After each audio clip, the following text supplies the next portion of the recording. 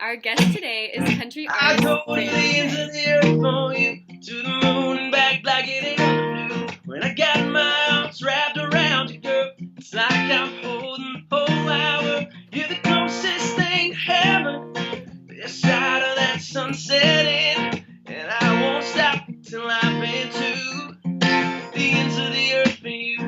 Whoa, whoa, the ends of the earth for you. That was awesome. Thank you so much. Hey, thanks. No problem. All right, are you ready to get started? I'm ready. Let's do this thing. If you could share a scoop of ice cream with anyone, who would it be? I don't know. I gotta say Britney Spears. Did That's you weird. grow up wanting What? to be a singer?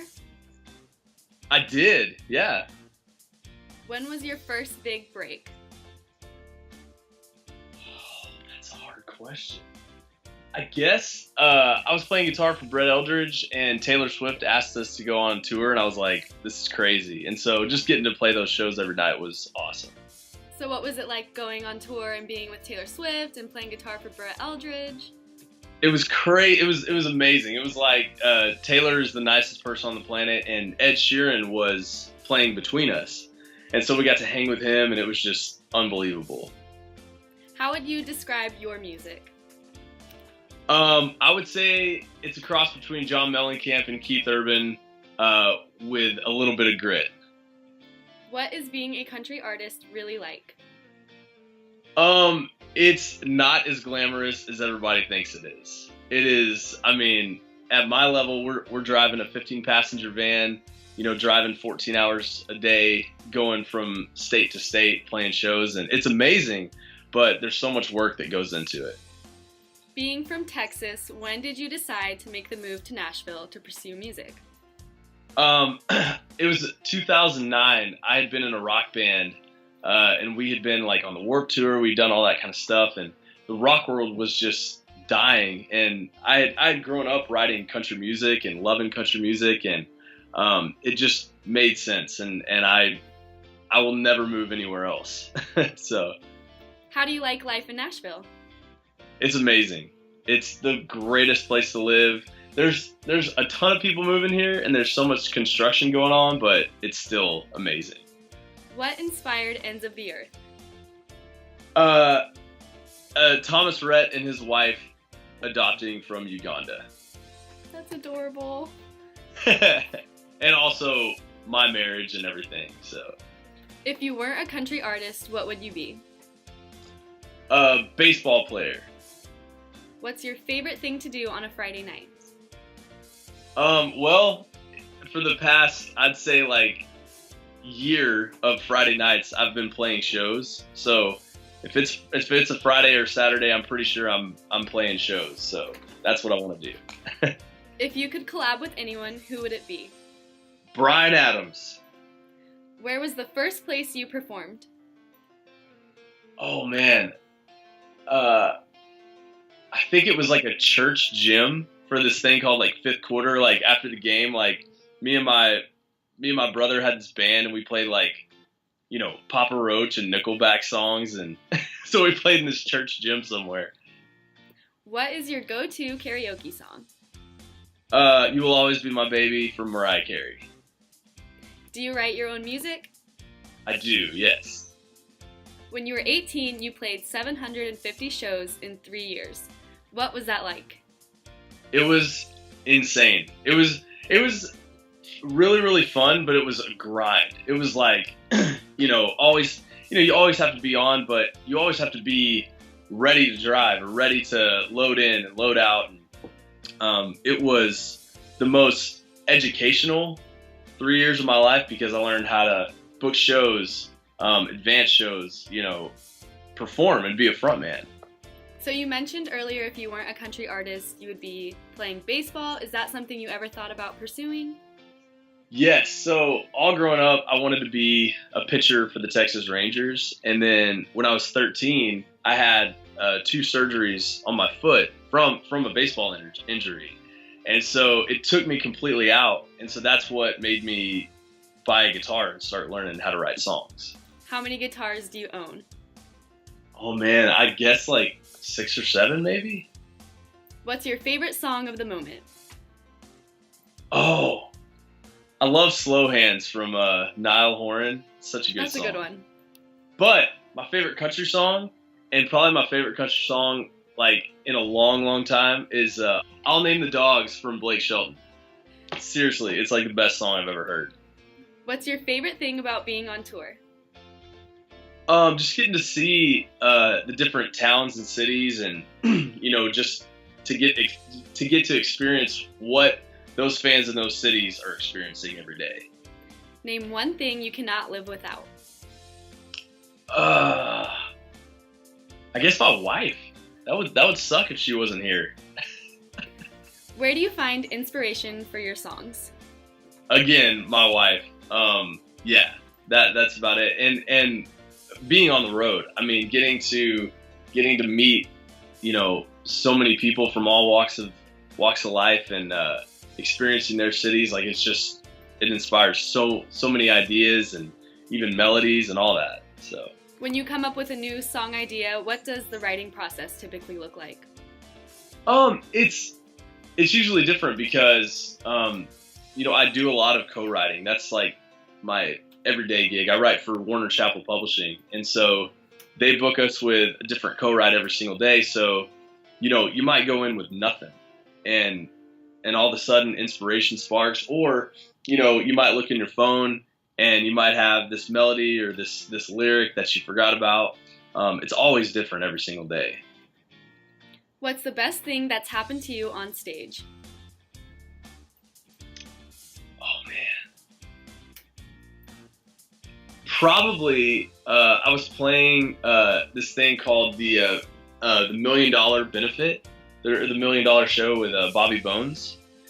And we had no idea, but we're playing at the Ryman. It's like sold out. We're playing, and I got to sing like "Living on a Prayer" from Bon Jovi and stuff. And it's all raising money for St. Jude. And all of a sudden, Garth Brooks comes out, and he's like, "I want to give like $2 million, and we should play a song." And so I automatically went into "Friends in Low Places," and he like put his arm around me, and we sang together. So do you have a most embarrassing moment on stage? Yeah. So I can't remember when this was. I mean, it was probably about a year ago. I was playing Dewey Beach, this place called the Bottle and Cork, with 1,000 horses. And I'm opening the show, and crowd's into it and all this stuff. And I do this thing when I play. I do this I do a kick. Like, it's not cheesy. It sounds stupid. And it's not like an Eddie Van Halen kick, but I did this kick and my pants split. Oh my goodness. My pants ripped. And I was like, oh my God. And so I didn't say anything for a little bit. And then I was like, I should just probably tell him. So I told him, and it was hilarious. And I just kind of walked away and changed my pants after the show. So. What's been your most memorable experience as a performer?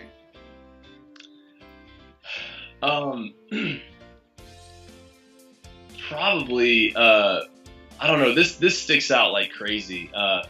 We played Mandalay Bay in Vegas with Kip Moore, and Kip's been such a mentor and such a good buddy to me. We've been writing songs together and doing a lot of shows, and he came out during soundcheck, and he put his arm around me, and where the crowd stands is like the pool, so the entire crowd is in the pool.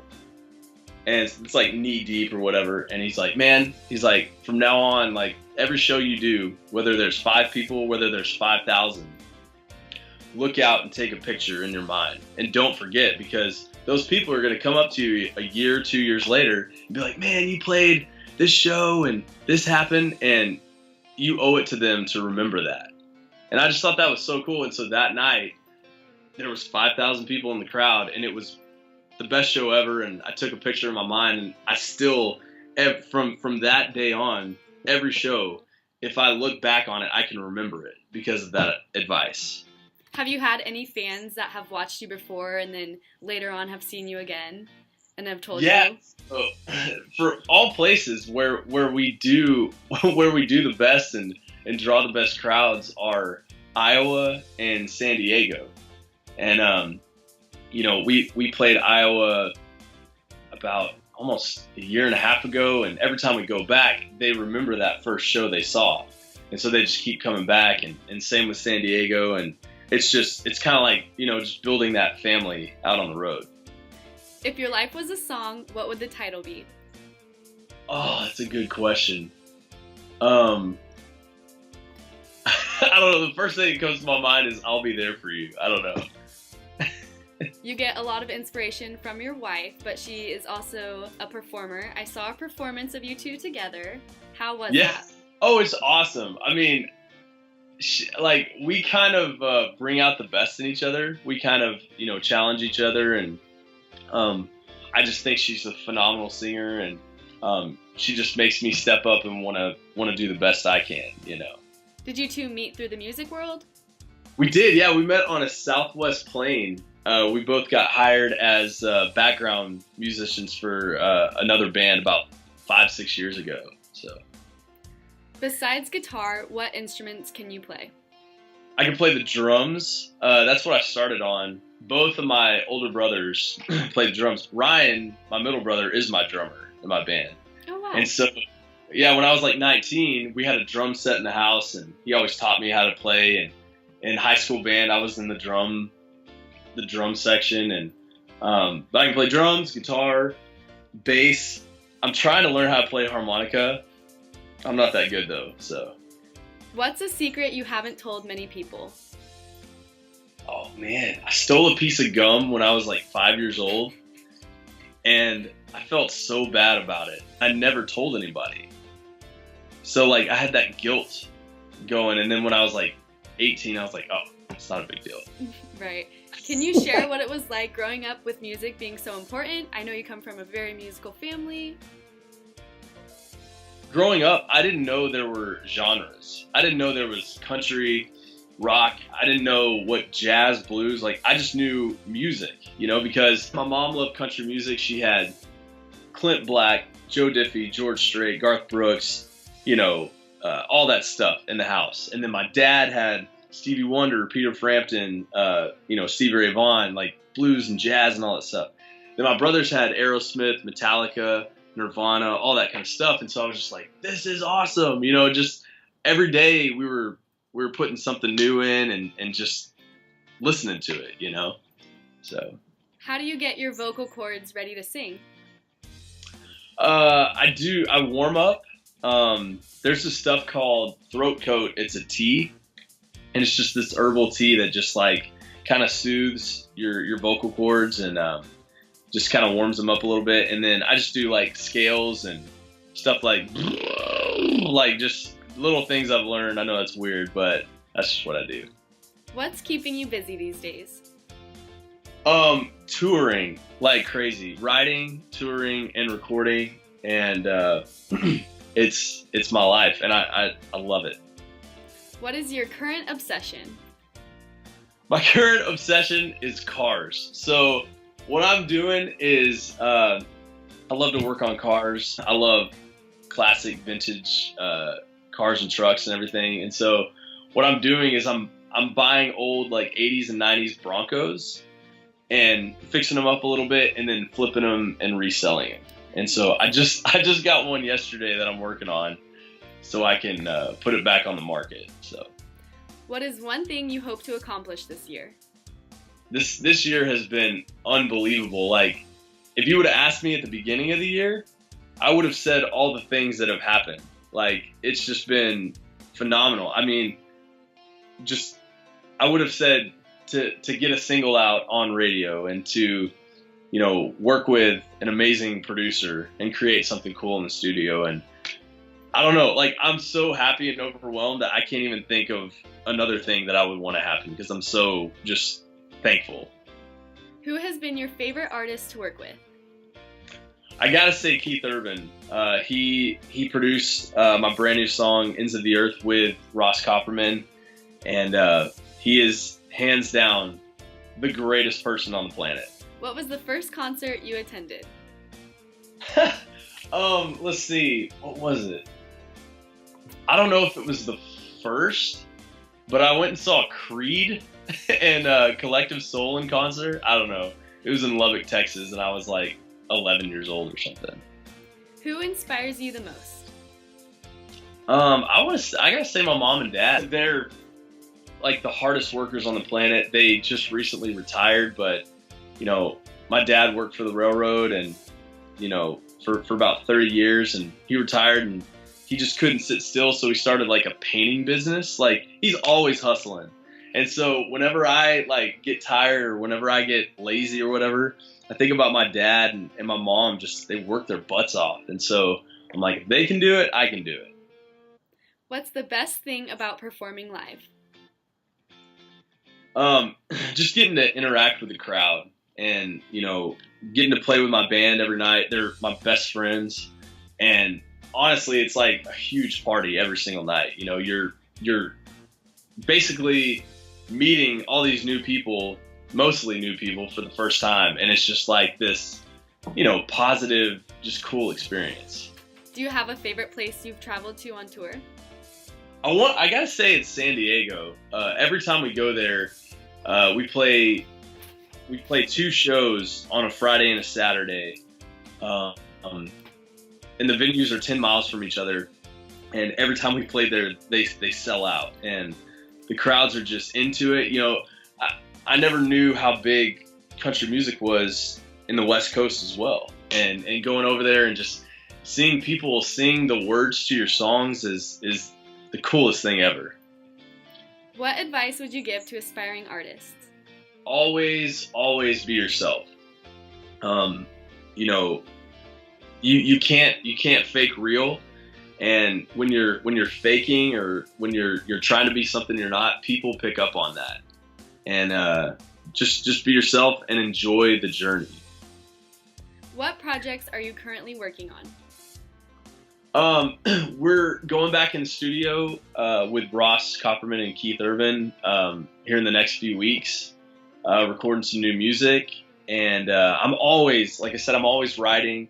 I'm always writing with different artists and songwriters. We're always demoing new songs and pitching them to each other. And yeah, so it's always just either recording songs I've written for myself or songs I've written for other people. Where do you see yourself in 10 years? Hopefully doing the same thing, just on hopefully a larger scale, you know, like not in a van, maybe in a Sprinter, maybe a bus, and just continuing to just make people smile and just kind of get their minds off of their everyday worries. What is the Nashville country music community like? It used to be pretty cutthroat and negative, and you know, every man for himself. That's what it used to be. But I think over these past 5 years, I've never seen people, a community, just come together and just be so positive and encouraging, and just kind of like breathing life and inspiration into each other. You know, I mean, with social media and everything, like everybody, you know, supports and shares everybody else, everything that's going on. And I don't know, I just think right now that's what we need, you know, like in the state of this country and this world, like we need some positivity and support. What is something you want to say to your followers? I just want to say thank you so much from the bottom of my heart for even giving me a chance, and for downloading any songs I have out or streaming any songs I have out, and sharing and retweeting anything I've posted, because without you guys, I wouldn't be sitting here right now. I know we're curious to know, and all the fans are, when can we expect to see an album from you? Oh, I hope soon. I mean, you know, right now it's such a singles-driven industry, you know? So right now we're just going one song at a time. But I could expect, you know, hopefully an EP at some point in the middle of next year. I hope. What's your favorite song to perform? Favorite original song to perform? Yes, that you wrote. I gotta say, there's a song that I wrote. It's called "It Only Takes One," and it's just this driving anthemic song. We played it for the first time last weekend in San Diego, and it's so powerful. Right now, that's my favorite song. I love playing Ends of the Earth live because everybody's starting to sing it, and everybody's starting to pick up on it. And lastly, question 51, can you give us your best scoop of life advice? My best scoop of life advice. All right. Don't take yourself too seriously and enjoy where you are right now, because 5-10 years from now, you're going to look back and you're going to be like, man, why didn't I just slow down and just enjoy where I was at the moment? That's it.